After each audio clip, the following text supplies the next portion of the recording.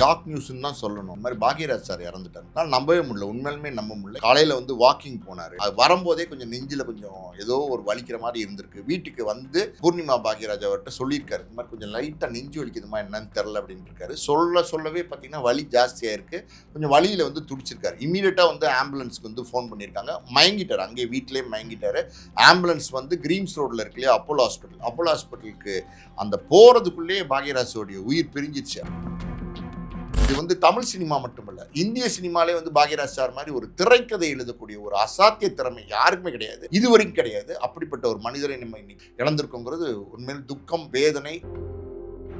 பாரதிராஜா சார்ட்ட உதவியாளராக இருந்து மிகப்பெரிய பேரையும் புகழையும் எடுத்தவர் வந்து பாக்யராஜ் சார். அதே மாதிரி நம்மளுடைய அரண்நாடு ஃபங்க்ஷனில் கூட சார் கலந்துக்கிட்டாரு. ஸ்டேஜ் நீங்களும் வந்து ஷேர் பண்ணியிருந்தீங்க. அரண்நாடுக்கும் அவருக்குமான அந்த உறவு பற்றி சொல்லுங்க. பத்திரிகையாளர் உமாபதி சார் இருக்கார் இல்லையா, அவருக்கு வந்து ஒரு ஃபேன்ஸ் மீட் ஒன்று நடந்தது. அந்த ஃபேன்ஸ் மீட்ல வந்து பாக்யராஜ் சார் தான் வந்து பிரதானமாக கலந்துக்கிட்டாரு. பல விஷயங்களை விசாரிச்சுட்டு இருந்தார். ஒரு 10 நிமிஷத்துக்கு மேலே பேசக்கூடிய ஒரு சந்தர்ப்பம் அமைந்தது. அது ஒரு நல்ல தருணம். அதுக்கப்புறம் நான் பாக்யராஜ் சார் கடைசி அப்பதான் மீட் பண்ணி அப்பதான் நேர 1 to 1 கடைசி அப்பதான் பார்த்தேன். வணக்கம் சார். வணக்கம்.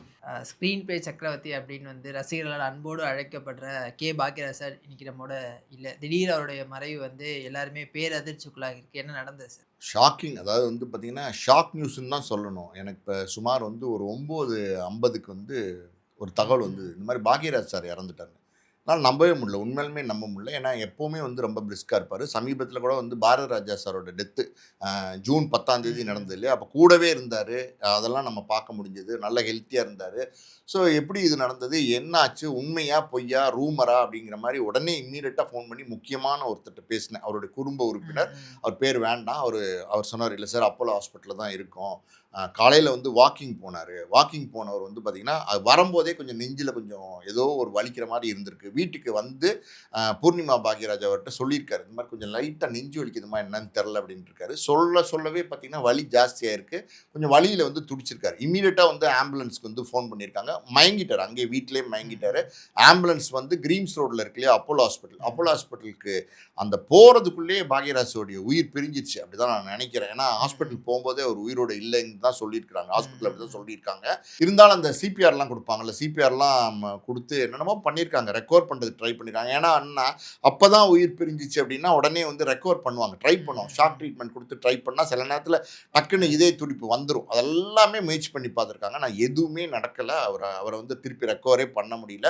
ஒரு 9:30 மணி சுமாருக்கு தான் வந்து போராடி பார்த்துட்டு டாக்டர் சொல்லியிருக்காங்க இந்த மாதிரி இறந்துட்டார் அப்படிங்கிறத சொல்லியிருக்காங்க. உண்மையிலுமே பேரதிர்ச்சி. அவங்க குடும்பத்தார் வந்து தாங்கிக்க முடியாமல் கதறி இருக்கிறாங்க. அந்த நமக்கே இவ்வளோ வழியாக இருக்குன்னா அது எவ்வளோ வேதனையாக இருக்கும்.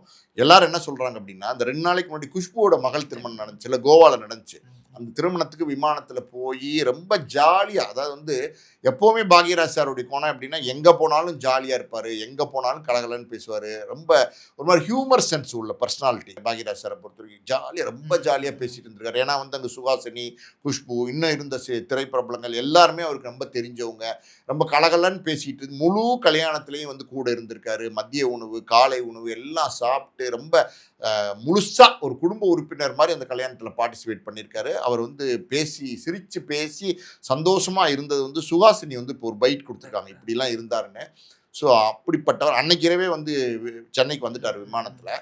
நேற்றுக்கு ஒரு நாள் அதே மாதிரி வாக்கிங்லாம் போயிருப்பார்னு நினைக்கிறேன். ரெகுலராக எக்ஸசைஸ் பண்ணுவார், ரெகுலராக வாக்கிங் பண்ணுவார், உடம்பை ஃபிட்டாக வச்சுப்பார். எப்போவுமே நீங்கள் வந்து ஆரம்பத்தில் இருக்கிற பாக்யராஜ் தான் இப்பயும் நம்ம பார்க்க முடியும். ஹெல்த் வந்து ரொம்ப கான்சியஸாக பார்த்துப்பார். ஸோ இது எப்படி நடந்ததுன்னு தெரில. சடன் டெத், அதான் சொல்கிறேன்ல, இன்னைக்கு இருக்கிறவங்க அடுத்த நொடி இருக்கிறாங்களான்னு தெரியாது. வாழ்க்கை வந்து எதுவுமே வந்து நிதர்சனம் கிடையாதுன்னு சொல்லுவாங்கள்ல, அது வந்து சில மரணங்கள் கேள்விப்படும் போது நம்ப முடியாத மரணங்களாக இருக்குது. அது வந்து ரொம்ப வேதனையை தருது. எனக்கு ஒரு விஷயம் மட்டும் தெரியும். சர்க்கரை வியாதி இருந்தது. நீண்ட காலமாக வந்து பாக்யராஜ் சாருக்கு வந்து சுகர் இருந்தது. அதுக்கு இன்சுலின் போட்டுப்பார். நான் சொல்கிறது 89, 90 காலகட்டத்தில். ஏன்னா எங்கள் அப்பாவுக்கும் பாக்யராஜ் சாருக்கும் ஒரு நல்ல நட்பு, ரொம்ப நல்ல நட்பு இருந்தது. ரொம்ப அழுத்தமான நட்பு இருந்தது. ரொம்ப ஒன்றா 2 பேரும் ட்ராவல் பண்ணியிருக்காங்க. அந்த மாதிரி ஒரு நட்பு இருந்ததுனால அது பர்சனலாக அவருக்கு வந்து இந்த சுகர் இருந்ததுங்கிறது எனக்கு தெரியும். ஃபுட்டு கூட பார்த்தீங்கன்னா பாக்யராஜ் சார் வந்து கொஞ்சம் ரைஸு, காய்கறி, கீரை இந்த மாதிரி தான் சாப்பிடுவார். அவிச்சது தான் சாப்பிடுவாரே தவிர கண்டதெல்லாம் வந்து கண்ட நேரத்துலலாம் சாப்பிட மாட்டார். ரொம்ப சிஸ்டமேட்டிக்காக காலையில் 11 o'clock சூப்பு, இப்படி டயட்டும் வந்து கரெக்டாக ஃபாலோ பண்ணுறவர் தான். ஆனால் மரணம் அதான் சொல்கிறேன்ல, நம்மளை நம்மளை மரணம் வென்றும் அப்படின்றது தான் உண்மை. அது மாதிரி ஒரு மகா கலைஞன் இன்னைக்கு வந்து மறைஞ்சிட்டாருங்கிறது திரை உலகத்துக்கு மிகப்பெரிய ஒரு இழப்பு. இது வந்து தமிழ் சினிமா மட்டுமல்ல, இந்திய சினிமாலே வந்து பாக்யராஜ் சார் மாதிரி ஒரு திரைக்கதை எழுதக்கூடிய ஒரு அசாத்திய திறமை யாருக்குமே கிடையாது. இதுவரைக்கும் கிடையாது. அப்படிப்பட்ட ஒரு மனிதரை நம்ம இன்னைக்கு இழந்திருக்கோங்கிறது உண்மையில் துக்கம், வேதனை, என்ன சொல்றதுன்னே தெரில. சார் உங்களுக்கும் அவருக்கும் பர்சனலா ஏதாவது மெமரீஸ் இருக்கா சார்? ஷேர் பண்ண முடியுமா? நெறைய மெமரீஸ் இருக்கு. எனக்கும் அவருக்குன்னு சொல்றது சரியா பொருத்தமா இருக்காது. காரணம் என்னன்னா, அவரோட ஏஜ் என்னோட ஏஜுக்கு. எங்க அப்பாவுக்கும் பாக்யராஜ் சாருக்கும் நெறைய தொடர்புகள் இருந்திருக்கு. 80 காலகட்டங்கள்லயே அப்பாவுக்கும் பாக்யராஜ் சாருக்கும் தொடர்பு ஆரம்பிச்சிருச்சு. ம். 82ல வந்து அப்பா தீர்ப்புகள் திருத்தப்படலாம்னு ஒரு படம் எடுத்தாரு. அது வந்து அம்பிகா, சிவகுமார் 2 பேரும் நடிச்சிருப்பாங்க. ம். அந்த படம் நீண்ட நாளா விக்க முடியல. அது வியாபாரம் ஆகல. நல்ல படம். அது வந்து ரிலீஸ் ஆயி சில்வர் ஜூப்ளி போச்சு. எல்லாருக்குமே தெரியும். வெற்றி படம். ஆனா ஒரு ஏதோ ஒரு குறை வந்து அதுக்குள்ள இருந்துகிட்டே இருந்துச்சு. யாருமே வாங்குறவங்க கொஞ்சம் யோசனை பண்ணிட்டே இருந்தாங்க. அப்ப அப்பா வந்து பாக்யராஜ் சார கூப்பிட்டு காமிச்சாரு அந்த படத்த. அவருக்காண்டியே போட்டு காமிச்சாரு. பாக்யராஜ் இந்த படம் வந்து பேர் சொல்லி தான் கூப்பிடுவாரு. ஏன்னா வந்து ரொம்ப இளையவர் பாக்யராஜ். இந்த படம் வந்து ஏதோ ஒண்ணு இருக்கு குறை. என்னன்னு தெரியல பாருங்க அப்படின்னோன பார்த்துட்டு ஒரு சின்ன திருத்தம் தம்பி. ரொம்ப ரொம்ப சின்ன திருத்தம். மைனர் திருத்தம். இந்த ஒரு விஷயத்த மட்டும் நீங்க வந்து ரீஷூட் பண்ணி இதுல சேர்த்துருங்க சார். லாஜிக் மிஸ் ஆகுது. ஒரு கொலைய பண்ணிட்டு ஏன் அந்த கொலையை மறைக்கிறாங்கங்கிறது காரணம் இல்லாம இருக்கு. அவங்களுக்கு ஒரு பொண்ணு இருக்கு. அவங்க வந்து ஒரு மாற்றுத்திறனாளி, டெஃப் அண்ட் டம்மு அப்படின்ற மாதிரி ஒரு ஷார்ட் போட்டிங்கன்னா போதும். இது நின்றும் அப்படின்னாரு. அது செஞ்சாங்க. 2 நாள்ல பண்ணிட்டு செஞ்சாங்க. பண்ண 10 நாள்ல படம் வித்துருச்சு. நம்புவீங்களா? அப்ப எவ்வளவு நுணுக்கமா ஒரு படத்த பார்த்து அதுல வந்து அத சொல்லியிருக்காருன்னு பாருங்க. அது மாதிரி வந்து பாக்யராஜ் சாருடைய எல்லா படங்களும் எங்க ராசுகுட்டின்லாம் படம் எடுத்தார்ல, அந்த காலகட்டம் நெறைய படம் எடுத்தார். எக்கச்சக்கமான படங்கள் எடுக்கிற எல்லா காலகட்டத்திலயும் அப்பாவ கூப்பிட்டு பாக்யராஜ் சார் வந்து காமிப்பார். அப்பா தயாரிப்பாளர் கலைஞரன் சார் இருக்கார்ல, 2 பேரையும் கூப்பிடுவார். கூப்பிட்டு படம் போட்டு காட்டுவார். டபுள் பாசிட்டிவ்னு சொல்லுவாங்க அப்பன்னா. சவுண்ட் ஒரு பாசிட்டிவ், பிக்சர் ஒரு பாசிட்டிவ். அப்பலாம் டபுள் பாசிட்டிவ் தான்.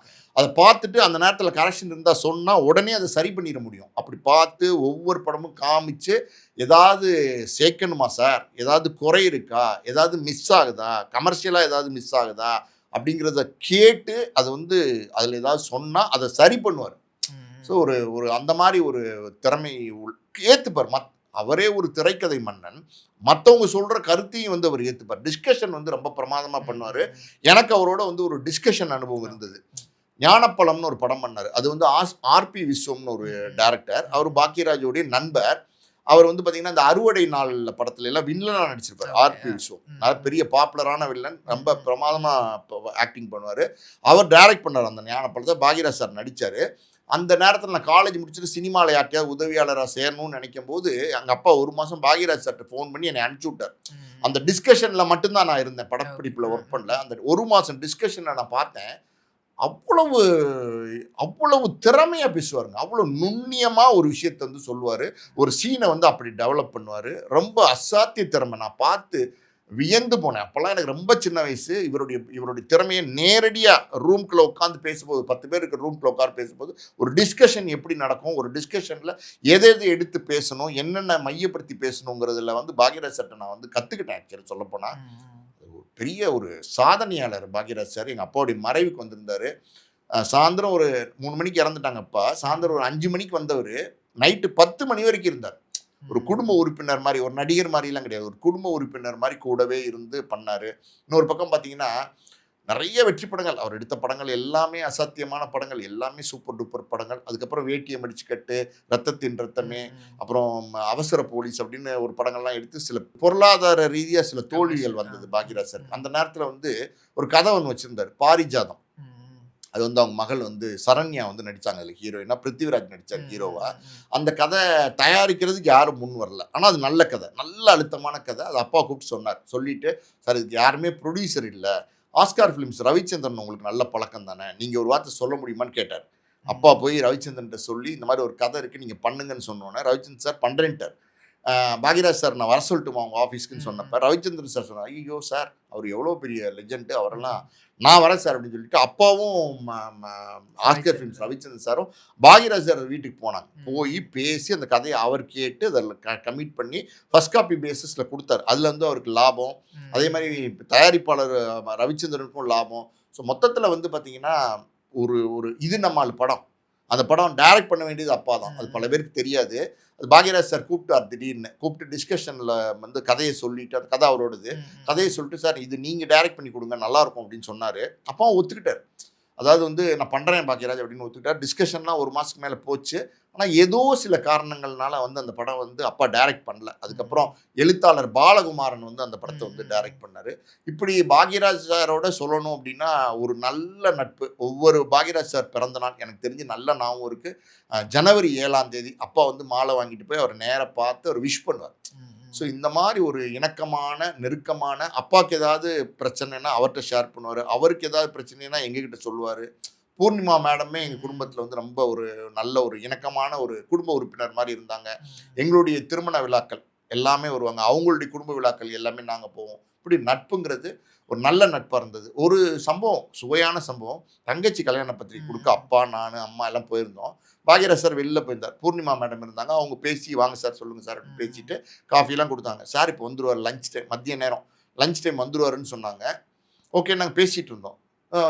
மெயின் டோர் வழியாக வருவாருன்னு நான் பார்த்துட்டே இருந்தேன். திடீர்னு பார்த்தீங்கன்னா சைடில் ஒரு டோர் திறக்குது ரிமோட்டில். காரே உள்ளே வந்து ஹாலில் வந்து நிற்கிது. ஃபாரின் கார் ஏதோ ஒன்று வச்சுருந்தார், காஸ்ட்லி காரு. காரே உள்ளே வந்து நிற்கிது. பயங்கர படிக்கட்டு வச்சு பெரிய வீடு. நீங்கள் வந்து பெரிய பெரிய படங்கள், ரஜினி படம், கமல் படத்துல எல்லாம் பார்க்குற மாதிரி பெரிய அரண்மனை மாதிரி ஒரு வீடு டி நகரில். கார் வந்து நின்று அதில் பாக்யராஜ் சார் இறங்கினாரு. எனக்கெல்லாம் ரொம்ப ஆச்சரியமாக இருந்துச்சு, ஷாக்கிங்காக இருந்துச்சு. ஒரு வீட்டுக்குள்ளே கார் வருமா அப்படின்னா அதுதான் முதல் தடவையாக நான் பார்த்தேன். ஸோ ஒரு தமிழ் சினிமாவில் ஒரு பெரிய ஆளுமை. அதே மாதிரி நம்மளுடைய அரண்நாடு ஃபங்க்ஷனில் கூட சார் கலந்துக்கிட்டாரு. ஸ்டேஜ் நீங்களும் வந்து ஷேர் பண்ணியிருந்தீங்க. அரண்நாடுக்கும் அவருக்குமான அந்த உறவு பற்றி சொல்லுங்கள். இல்லை, அரண்நாடு அப்படின்னும்போது நம்ம சேனலில் வந்து பார்த்திங்கன்னா நல்ல நல்ல செலிப்ரிட்டிஸ்லாம் நிறைய பேர் வந்து தொடர்ந்து பேட்டி கொடுத்துட்டு இருக்காங்க. அரசியல், சினிமா ரெண்டுமே பண்ணிட்டு இருக்காங்க. அந்த வகையில் பார்த்தீங்கன்னா பத்திரிகையாளர் உமாபதி சார் இருக்கார் இல்லையா, அவருக்கு வந்து ஒரு ஃபேன்ஸ் மீட் ஒன்று நடந்தது. அந்த ஃபேன்ஸ் மீட்டில் வந்து பாக்யராஜ் சார் தான் வந்து பிரதானமாக கலந்துக்கிட்டாரு. அமீர் சார் வந்தார், சேலம் ஆர்ஆர் பிரியாணி அவர் வந்தார், எல்லாருமே இன்னும் பல பிரபலங்கள் வந்தாங்க. அதில் பாக்யராஜ் சார் வந்து அந்த அந்த ஃபங்க்ஷன் ஆரம்பிக்கிறதுக்கு முன்னாடியே நம்ம குடும்ப விழா மாதிரி தான் அது. ஒரு ஒரு எல்லாருமே 1 மணி நேரத்துக்கு முன்னாடியே போயிட்டோம். பாக்யராஜ் சார் ஒரு 1/2 மணி நேரத்துக்கு முன்னாடியே வந்துட்டார் ஃபங்க்ஷன் ஆரம்பிக்க முன்னாடி. அங்கே அது ஒரு ஹோட்டலில் தான் நடந்தது. அங்கே எனக்கு தெரிஞ்சு அம்பிகா எம்பையர் ஹோட்டல் நடந்தது. அங்கே ரெஸ்டாரண்ட்டில் எல்லாருமே சும்மா ஒரு காஃபி சாப்பிட்டோம், மாலை நேரமாக இருந்ததுனால. அந்த நேரத்தில் பேசிகிட்டு இருந்தார் என்கிட்ட. நான் அப்பாவுடைய நல்ல தொடர்பில் இருந்ததுனால என்னையும் நல்லா தெரியும் அவருக்கு. என்ன தம்பி இப்போ என்ன பண்ணுறீங்க, உங்களை நிறைய யூடியூப் சேனல்ஸில் பார்க்க முடியுது, பரவாயில்ல, ரொம்ப சந்தோஷம் அப்படின்னு பேசி அம்மாலாம் எப்படி இருக்காங்க, பல விஷயங்களை விசாரிச்சுட்டு இருந்தார். ஒரு 10 நிமிஷத்துக்கு மேலே பேசக்கூடிய ஒரு சந்தர்ப்பம் அமைந்தது. அது ஒரு நல்ல தருணம். அதுக்கப்புறம் நான் பாக்யராஜ் சாரை பார்க்கல. அப்போ தான் நேராக 1 to 1 கடைசி அப்போ தான் பார்த்தேன். 8 மாதம் இருக்கும்னு நினைக்கிறேன். அந்த மேடையிலையுமே வந்து அவருடைய ஸ்பீச் வந்து ரொம்ப ஹியூமராக இருந்தது. அந்த நம்மளுடைய அரண்நாடு சேனல் ஆடியன்ஸோட வந்து இன்ட்ராக்ட் பண்ணார். ஸோ அது ஒரு நல்ல தருணமாக இருந்தது. பல விஷயங்கள் பாக்யராஜ் சார் அப்படின்னு சொன்னால் மறக்க முடியாத பல விஷயங்கள் இருக்குது. அவருடைய எடுத்த படங்கள் எல்லா படங்களுமே அருமையான படங்கள். பாரதி ராஜா சார்ட்ட உதவியாளராக இருந்து மிகப்பெரிய பேரையும் புகழையும் எடுத்தவர் வந்து பாக்யராஜ் சார். அவர் வந்து பார்த்திங்கன்னா முதல் படம் 16 வயது நிலை, கிழக்கே போகும் ரயில்லாம் ராதிகாக்கெல்லாம் அவ்வளோ நடிப்பு சொல்லி கொடுத்தது பாக்யராஜ் சார் தான். அதுக்கப்புறம் வந்து கல்லுக்குள் ஈரம் பல படம் ஒர்க் பண்ணார். சிவப்பு ரோஜாக்கள்னு ஒரு படம் பாரதி ராஜா சார் டைரக்ட் பண்ணார், கமல் ஸ்ரீதேவி. அந்த படத்தில் ஒரு சர்வர் கேரக்டரை வந்து சின்னதாக ஒரு கேரக்டரில் வந்து பாக்யராஜ் சார் நடிச்சிருப்பார். அதுக்கப்புறம் புதிய வார்ப்புகள் பாரதி ராஜா சாரோட படத்தில் பாக்யராஜ் சார் ஹீரோவா அவர் தான் அறிமுகப்படுத்துறாரு. பாரதி ராஜா சார் திடீர்னு கூப்பிட்டு நீ ஹீரோவா நடின்ட்டார். சார் நானா அப்படின்னாரு. நீ தான் நடி அப்படின்னு சொல்லி டக்குன்னு அந்த வாத்தியார் கேரக்டர்னு நினைக்கிறேன் அதை வந்து அவர் கொடுத்தாரு. அவர் எடுத்த படங்கள்லாம் பார்த்தீங்கன்னா டார்லிங் ஆகட்டும், தூரல் நின்று போச்சாகட்டும், விடியும் வரை காத்திருந்தாகட்டும், மௌன கீதங்கள், இன்று போய் நாளை வா, பாருங்க எல்லா படமும் சூப்பர், எல்லாமே ஹியூமர், எல்லாமே பிரமாதமான படங்களாக எடுத்துக்கிட்டு இருந்தார். அந்த வரிசையில் வந்து பார்த்தீங்கன்னா முந்தானை முடிச்சு படம் பெரிய பேரை கொடுத்துச்சு. பாக்யராஜ் சார் வந்து ஒரு ரெக்கார்ட் பிரேக் பண்ணுற ஒரு கலெக்ஷனை கொடுத்துச்சு அந்த படம். ஏவிஎம் பேனர் நம்புவீங்களா, எனக்கு தெரிஞ்சு 200 படம் பக்கத்தில் தயாரிச்சிருக்கிறாங்க. அவங்களுடைய பேனர்லேயே அதிக கலெக்ஷன் கொடுத்த படம் வந்து முந்தானை முடிச்சு. இன்னொரு படம் வந்து சம்சாரம் அது மின்சாரம். ரெண்டுமே குறைஞ்ச பட்ஜெட்டில் வந்து எடுக்கப்பட்ட படம். அன்னைக்கு அந்த முருங்கக்கா காமெடி, அப்புறம் அந்த ஊர்வசியோட நடிப்பு, ஊர்வசி அதில் தான் அறிமுகப்படுத்தினார். அவங்க வந்து பாக்யராஜ் சார் தன்னை வந்து கெடுத்துட்டதா வந்து சொல்லுவாங்க. அது உண்மை இல்லைன்றதை நிரூபிக்கிறது குழந்தையை போட்டு தாண்டுனுவாங்க. ஊர்வசி வந்து குழந்தையை போட்டு தாண்டிடுவாங்க, பொய்யா தாண்டிடுவாங்க, பொய் சத்தியம் பண்ணிடுவாங்க. அந்த காட்சியெல்லாம் பார்த்தீங்கன்னா இன்ட்ரோல் பிளாக் அது அப்பா யாராலையும் எடுக்க முடியாது, அவ்வளோ நேர்த்தி. அதே மாதிரி பார்த்தீங்கன்னா தூரல் நின்று போச்சுங்கிற படத்தில் வந்து நம்பியாரோட நடிச்சிருப்பாரு. சிவாஜி கணேசனோட பார்த்தீங்கன்னா தாவணி கனவுகள்னு ஒரு படம் நடிச்சிருப்பாரு. அதில் ஒரு காட்சியெல்லாம் பார்த்தீங்கன்னா மறக்கவே முடியாது. ஒரு தேட்டரில் தங்கச்சியெல்லாம் படத்துக்கு கூட்டு போவார். நிறைய 4 தங்கச்சி என்னமோ, தங்கச்சிக்கு ஒரு அண்ணன், கஷ்டப்படுற ஒரு அண்ணன் படத்துக்கு கூட்டு போயிருப்பாரு. அந்த படம் பார்க்கும்போது பார்த்தீங்கன்னா ஒரு முத்த காட்சி என்னமோ வரும். கொஞ்சம் விரசமான காட்சி ஸ்க்ரீனில் வரும். அது தங்கச்சிங்க பாத்திரக்கூடாது, எல்லாம் வயசு பொண்ணுங்க பாத்திரக்கூடாதுன்னு என்ன பண்ணுவாங்கன்னா பேக்கெட்லேருந்து ஒரு ரூபாயோ 50 பைசா எடுத்து கீழே போடுவார். அவர் திரைக்கதை பாருங்க, கீழே போட்டு இருட்டுக்குள்ள எல்லா தங்கச்சியும் வந்து தேடுங்க தேடுங்க 50 பைசா விழுந்துருச்சு, 50 பைசா தேடுங்க தேடுங்கன்னு. ஆக்சுவலி வந்து பார்த்தீங்கன்னா அந்த காட்சியை அவங்க பார்க்கக்கூடாது, வயசு பசங்களா இருக்காங்க அப்படின்னு பார்க்கக்கூடாது. அந்த காட்சி வந்து பார்த்தீங்கன்னா அவ்வளோ நேர்த்தியாக எடுத்திருப்பாரு, அவ்வளோ ஜனரஞ்சகமாக எடுத்திருப்பாரு, அவ்வளோ நகைச்சுவையாக எடுத்திருப்பாரு. எப்பா அப்பா அவர் எடுத்த ஒவ்வொரு சீனும் ரொம்ப நல்லா இருக்கும். இது நம்மாலில் வந்து அவர் மியூசிக் பண்ணார். இளையராஜா சாரோட அவர் சின்ன கருத்து வேறுபாடு அந்த நேரத்தில். நானே மியூசிக் பண்ணி சக்ஸஸ் பண்ணுறேன்னு சொல்லி பண்ணார். நான் ஆளான தாமரை சோபனா ஆடுவாங்கல்ல, அந்த பாட்டு பார்த்துருப்பீங்கல்ல, என்ன மாதிரி ஹிட்டு, மேசிவ் ஹிட்டு. ஸோ எல்லா துறையிலையும் ஒரு சாதனையார். ஒரு நடிகராக பார்த்தீங்கன்னா பாக்யராஜ் சார் மாதிரி பர்சனாலிட்டி. அவர் என்ன நம்மக்கிட்ட என்ன இருக்குன்னு தெரிஞ்சு வச்சுக்கிட்டு ஒரு கண்ணாடியை போட்டுக்கிட்டு அப்படியே வந்து பார்த்தீங்கன்னா இன்னசென்ட்டாக, பாக்யராஜ் சார்னால இன்னசென்ட் தான், ஒரு அப்பாவி. ஏன் அந்த 7 நாட்கள் மறக்க முடியுமா அந்த படத்தை? அந்த அந்த மலையாள லாங்குவேஜில் பேசுகிற அந்த படத்தை மறக்க முடியுமா? அப்பப்பா அந்த படம், அந்த படத்தினுடைய கிளைமேக்ஸு, அவர் எடுத்த படம் எல்லா படமே நல்ல படங்க, நேர்த்தியான படம், அருமையான படம்.